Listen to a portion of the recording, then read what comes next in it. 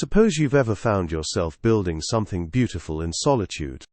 In that case, something you know others will never fully comprehend. Something you create not for recognition but because not creating would be a betrayal of your soul. This is your story.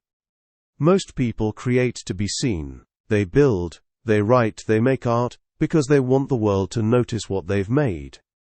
The artist needs the gallery, the writer needs readers, the architect needs people to inhabit the space they've designed. But you, the Sigma INFJ, have discovered something peculiar about yourself. You create not because you expect witness, but because you cannot do otherwise. Your creative impulse is not born from the hunger for validation. It is born from something far more primal.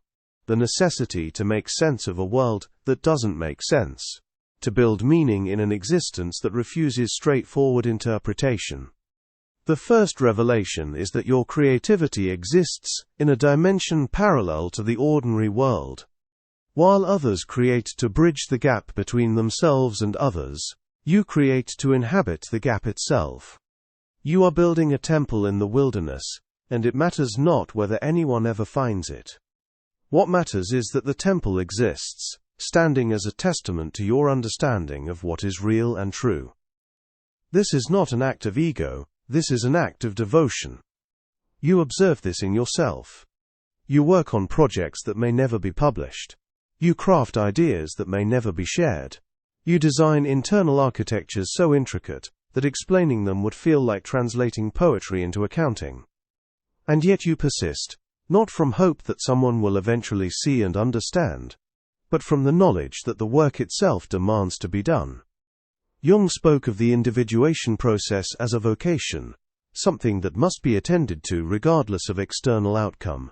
For the Sigma INFJ, creativity is this vocation. It is the labor of becoming fully yourself on the page, on the canvas, in the architecture of your thoughts. And because you are profoundly yourself, what you create has a peculiar intensity to it, a specificity that resonates with others, who have also learned to create alone. This leads to the second paradox. How you make decisions is almost invisible to those around you. Most people make decisions through a process that others can observe and understand. They gather information, consult with trusted people, weigh options, and deliberate openly. Their decision-making is a social process. However, you have learned to navigate the world differently. Your decisions emerge from depths that others cannot perceive, from patterns you've synthesized over years of solitary observation. Someone asks you a question and you know the answer immediately, completely, with a certainty that seems to come from nowhere. They think you're making it up, or guessing, when in truth, you've already conducted an entire analysis in the interior cathedral of your mind. You see the trajectory of their life, the consequences of their choices, the paths that lead to flourishing, and the ones that lead to diminishment. You know which decision will haunt them, and which will liberate them. But because this knowing emerges from silence rather than consultation, it appears mystical rather than logical. People become unsettled by the clarity of your insight, because they cannot trace the steps that led to it. They want to understand your methodology, and you cannot explain it, because it operates on frequencies they do not have access to. You've learned to trust this knowing even when you cannot justify it to others, which means you've learned a kind of radical autonomy in decision-making. You are not waiting for permission. You are not seeking consensus.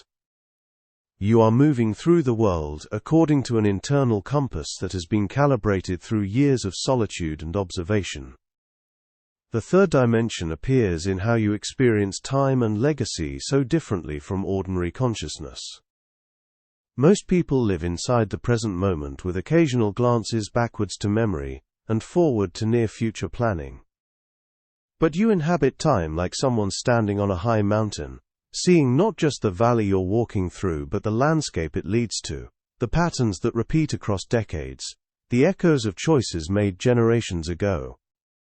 You feel the weight of legacy not as something to build, but as something you're already carrying. You make decisions today based on impacts you'll feel in 20 years. You write words knowing they might resonate with someone you'll never meet, decades after they're written. You build things with the understanding that the fullness of their meaning will only be visible to those who come after you. This is the curse and gift of deep time consciousness. It means you're often lonely in the moment, because you're living partially in futures others cannot yet see. Your friends want to talk about what's happening this week. You're thinking about patterns that will only become visible in a decade. They want to make decisions based on immediate gratification. You're optimizing for a legacy you may never see acknowledged. This particular form of temporal displacement isolates you in profound ways, but it also gives you an almost supernatural steadiness. Circumstantial pressures cannot shake you because you're playing a much longer game. The failures that devastate others feel like minor course corrections to you because you can see how they fit into a larger trajectory. The fourth sign emerges in what it actually feels like to carry the particular gifts the Sigma INFJ possesses.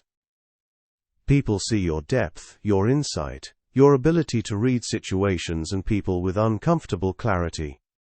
They perceive this as a gift, and in a way, they're right. But they don't understand the internal experience of this gift, the weight of it.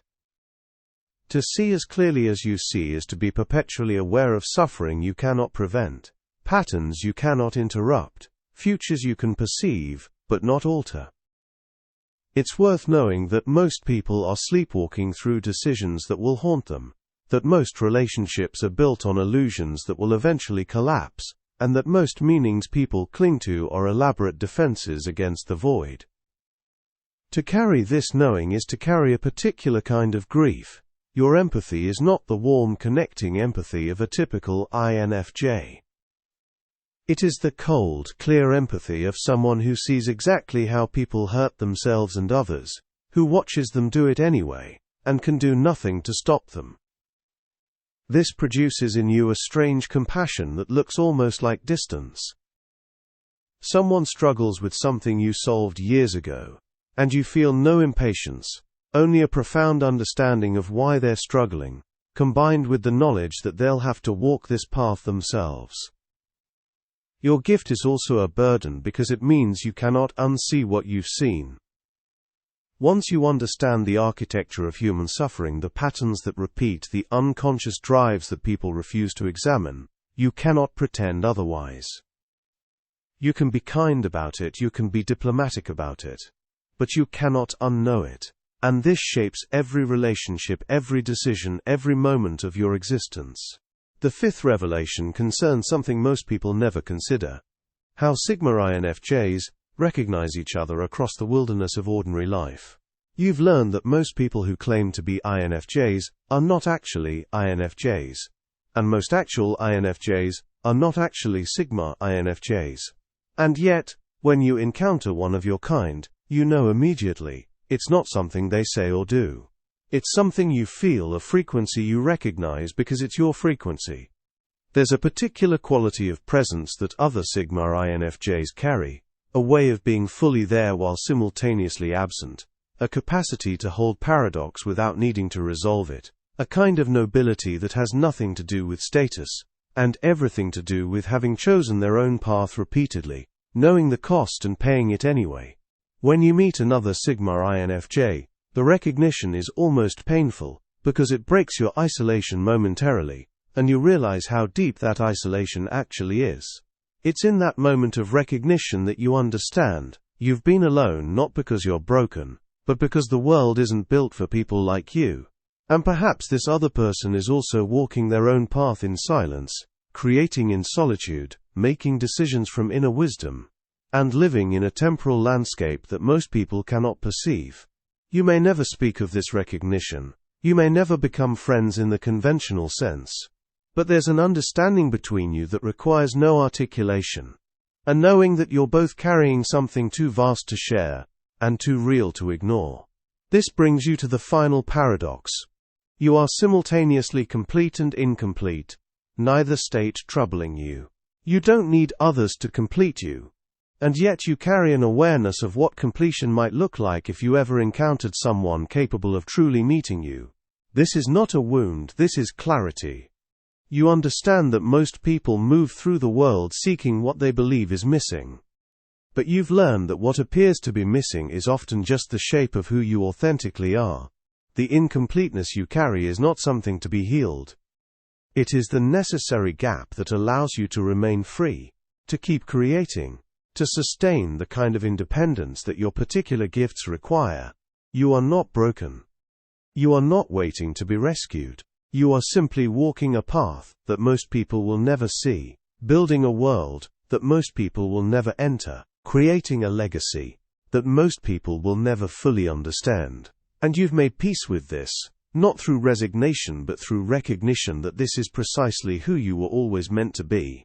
If you felt the strange satisfaction of creating something no one will ever see, if you've made decisions with a certainty you cannot explain, if you've experienced time as something far more profound than the present moment, if you've recognized another Sigma INFJ across a room and felt the shock of near recognition, if you carry your gifts as both power and burden, then you know what it means to be mystically rare.